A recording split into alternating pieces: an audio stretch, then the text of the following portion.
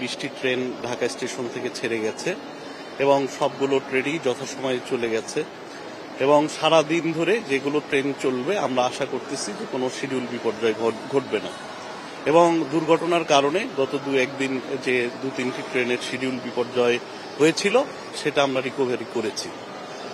আর আমাদের আজকে তিনটি ট্রেন চলবে না, একটা হলো নীলসাগর এক্সপ্রেস, আর আরেকটা হলো কুড়িগ্রাম এবং বেনাপোল। এই 3টা ট্রেন ছাড়া বাকি সবগুলো ট্রেনই আজকে চলবে। আর যাত্রী সাধারণের খুব বেশি চাপ নেই। আমরা দেখছি যে ছাদেও কোনো যাত্রী ওঠার কেউ চেষ্টা করছে না, ছাদে কোনো যাত্রী ওঠার চেষ্টা করছে না এবং ভেতরেও জায়গা ফাঁকা আছে। আজকে ইন্টারসিটি প্রায় 42টা ট্রেন সহ প্রায় 55টা ট্রেন ঢাকা স্টেশন থেকে ছেড়ে যাবে।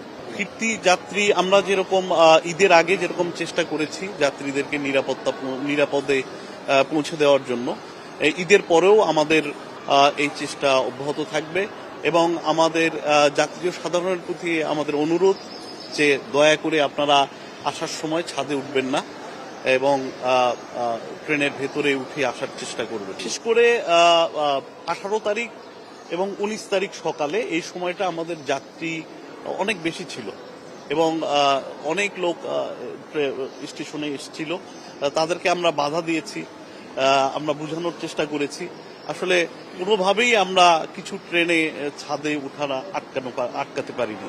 আমরা তাদেরকে নিবৃত্ত করি না ওঠার জন্য, কিন্তু এমন হয়ে যায় যে ট্রেন ছেড়ে দেওয়া হয়েছে, তারপরেও কিছু যাত্রী আছে তাদের হাতে টিকিট আছে কিন্তু তারা ছাদে যেতেই কমফোর্ট ফিল করে, দেখে দৌড়ে যে ছাদে ওঠে।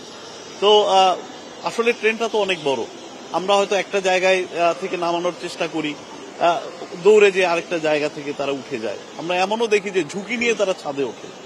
আমরা তো সবসময় মাইকিং করছি, বোঝানোর চেষ্টা করছি, আমাদের আরএনবি জিআরপি চারিপাশে আছে, কিন্তু আমরা তো আসলে তাদেরকে খুব বেশি বল প্রয়োগ করতে পারি না, সেটা আবার অনেকটা অমানবিক দেখায়। এই জন্য আমরা আসলে খুব বেশি বল প্রয়োগ করতে পারি না।